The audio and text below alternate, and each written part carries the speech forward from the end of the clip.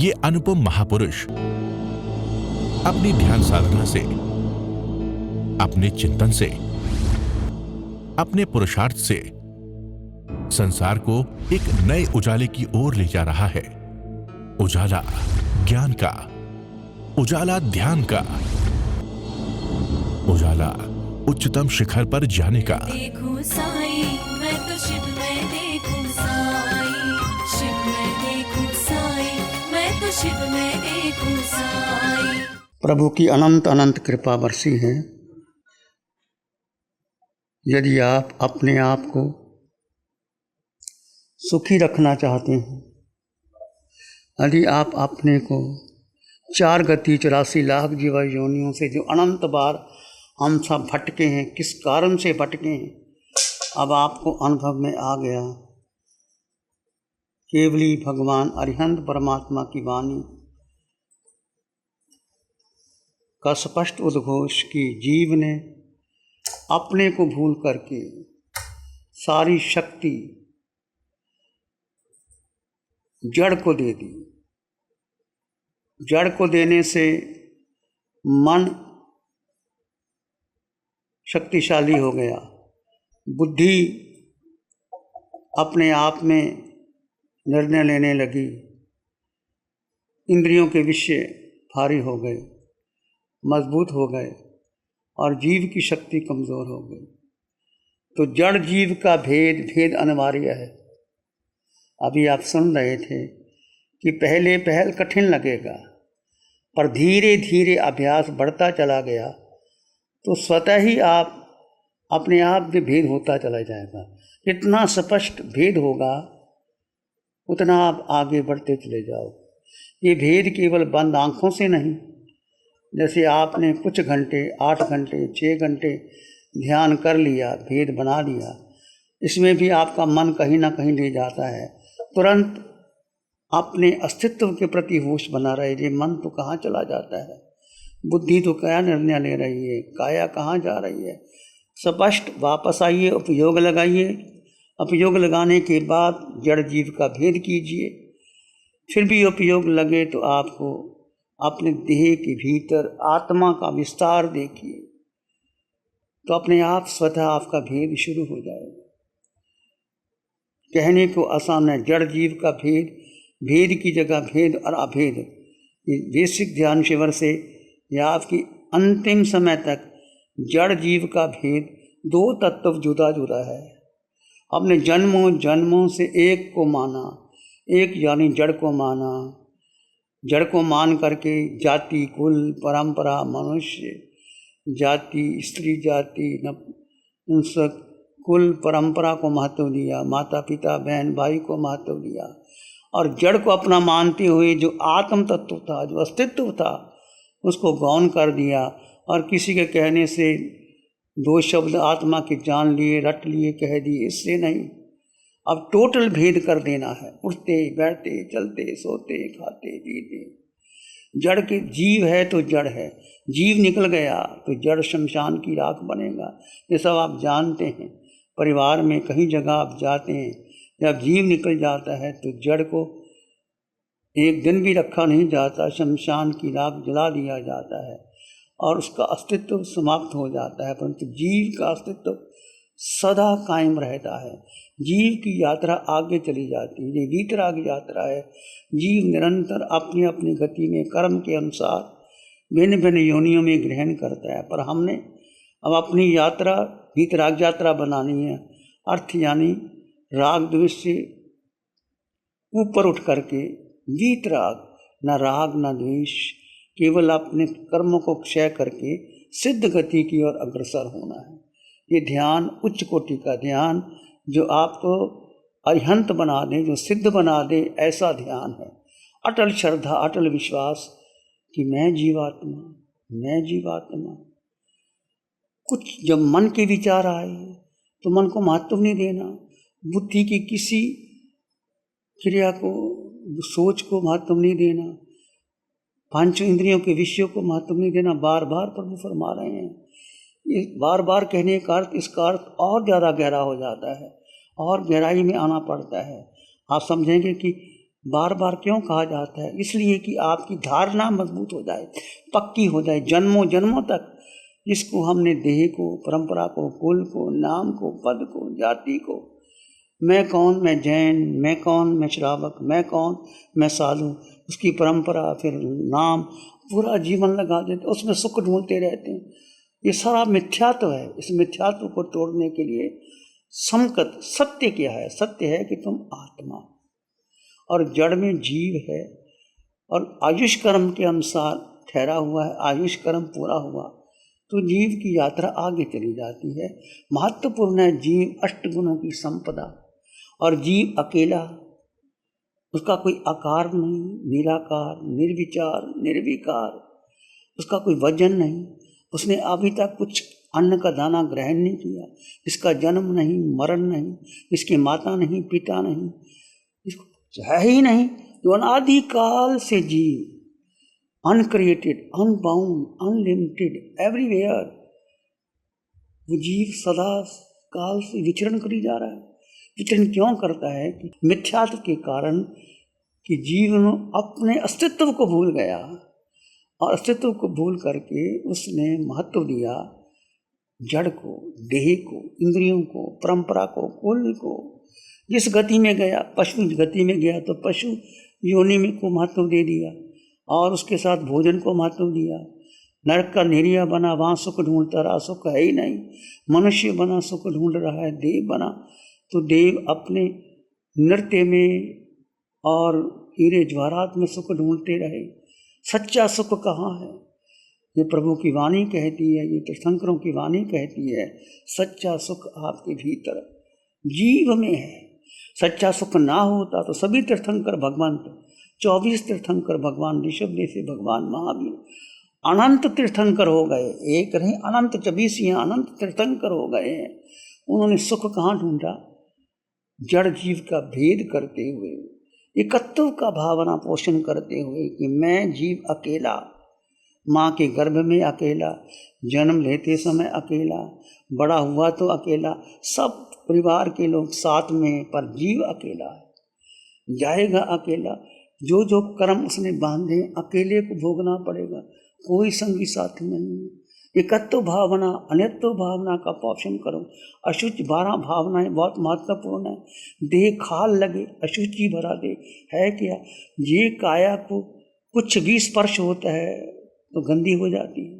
भोजन करो, आप एक बार कौर मुंह में लेते हो तो जूठा हो जाता है। वस्त्र पहनते हो, गंदा हो जाता है। मकान जहाँ रहते हो वहाँ बदल जाता है। देह का जिसने जहाँ जहाँ स्पर्श किया, अशुचि में देह, इसको अशुचि में मानो, देह खाल समझो। ये भेद आपका बढ़ता चला जाए। फिर भेद अभेद, अभेद क्या है? अभी आपने सुना कि पूरे ब्रह्मांड में देहधारियों को भीतर आत्म तत्व को देखना, सब में समान आत्मा, सब में समान आत्मा। हाथी के जीव में भी वही आत्मा, कुंथों के जीव में भी वही आत्मा। भगवान अरिहंत परमात्मा सिमंदर स्वामी भगवान का भगवान ऋषभ ने, जिनकी देह 500 धनुष की थी, उनमें भी वही आत्मा। आत्म प्रदेशन का सकुचन प्रसारण हो जाता है।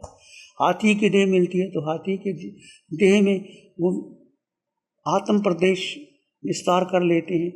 छोटा कुंथू का जीव होता है, उसमें वो हो जाते हैं। जब जीव निकलता है तो एक स्थान से निकल करके दूसरी जगह चला जाता है, पता ही नहीं लगता किसी को, कोई देख नहीं सकता, क्योंकि जीव निराकार है, आंखों से दिखाई नहीं देता। हजारों लोग बैठे होते हैं, कोई व्यक्ति जब देह से जीव निकलता है तो कब निकल के चला जाता है, कैफ से चला जाता है। कारमान शरीर, उदारक शरीर, उदारक शरीर को सुख लेने के लिए हमने कारमान शरीर का वजन बढ़ा दिया। सुख कहाँ मिलेगा? मन बुद्धि इंद्रियों के द्वारा, वहाँ सुख है ही नहीं। सुख प्राप्त करते करते हमने अनंत अनंत कर्मों का बंधन कर लिया। बस भेद करते चले जाइए, भेद की जगह भेद और अभेद, सब में समान आत्मा। चाहे आपके पास कोई मनुष्य है, आपके मित्र हैं जो आपको नहीं मानते, आपके विरोधी हैं, आपके सगे हैं, नहीं हैं, परिवार में जितने संबंध हैं, संग में हैं, उसमें सब में आत्मा के दर्शन कीजिए। सब में समान आत्मा, मिट्टी में सब भूयसु वैरम मज्जंगना किनारे। सभी तीर्थंकर भगवंतों ने मैत्री भावना का पोषण किया।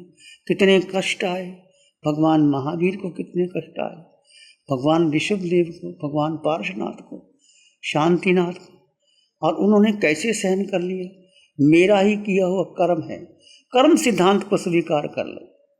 जो कुछ मुझे आज मिला है, जाति, कुल, परंपरा, देह का सौंदर्य, देह का जो भी वस्तु, व्यक्ति, स्थान मिला है, मेरे अपने कर्म से मिला है।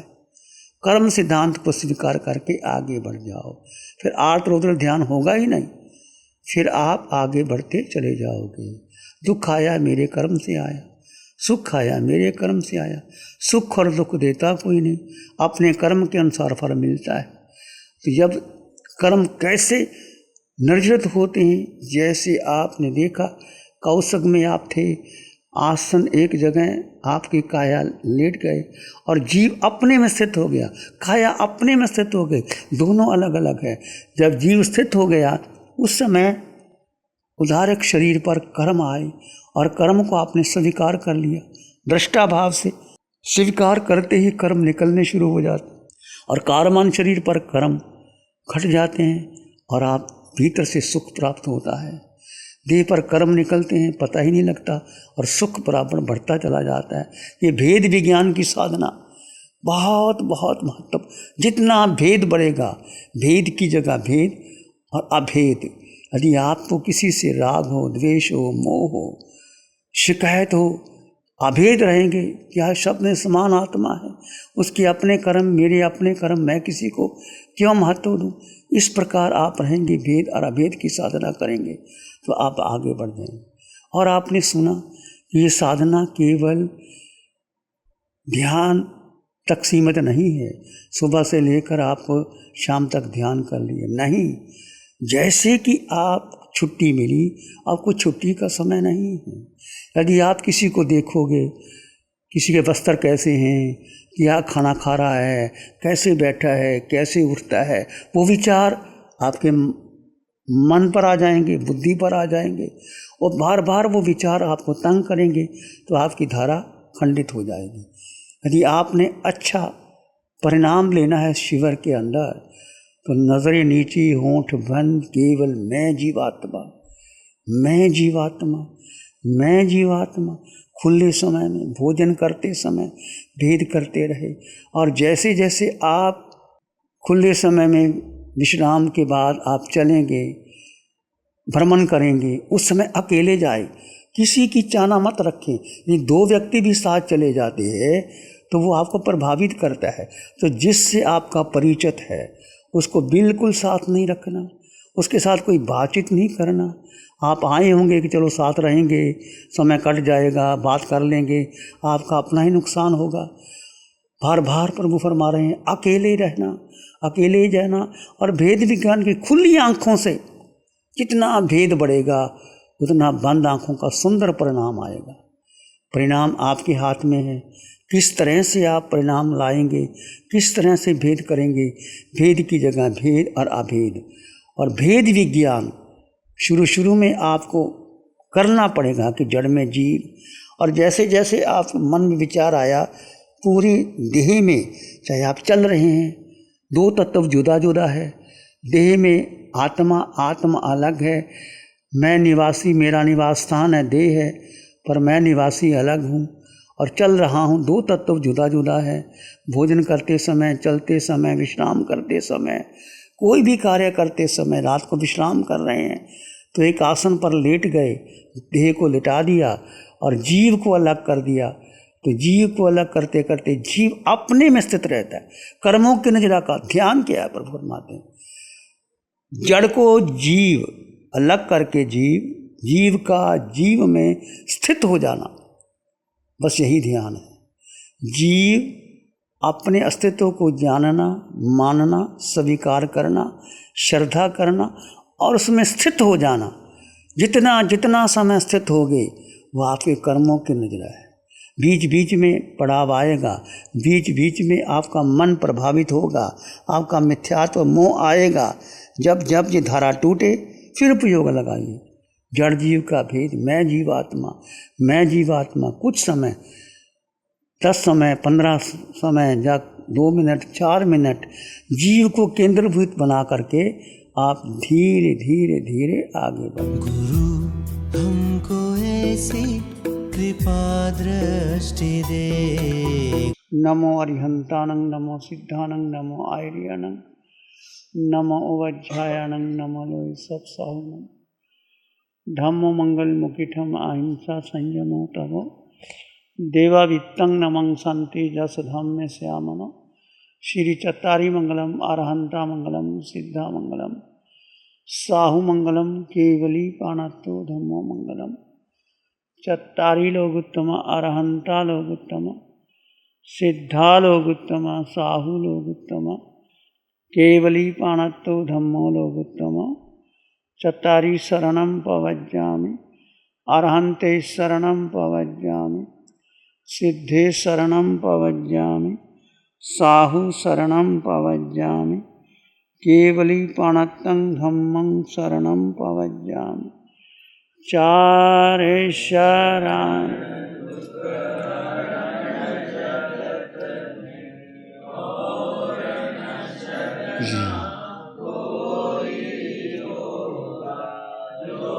भव्य प्राणी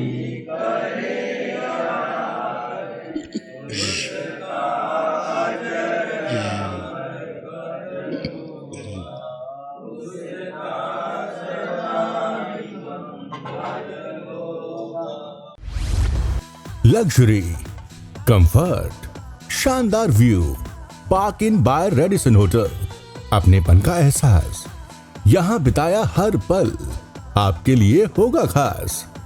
यहाँ के अमेजिंग रूम्स, बैंक्वेट हॉल, तमाम प्रकार के प्योर वेज जैन फूड, जिंदा दिल लोगों के खूबसूरत शहर सूरत में रेडिसन ग्रुप की स्टार रेटेड लग्जूरियस होटलों में सबसे अग्रणी है park inn by Radisson hotel. एक बार अवश्य विजिट करें। सूरत अडाजन में park inn by Radisson hotel. Project by Sumeru group, Shri Babulal Mandot, Surat. गुरु हमको ऐसी कृपा दृष्टि दे।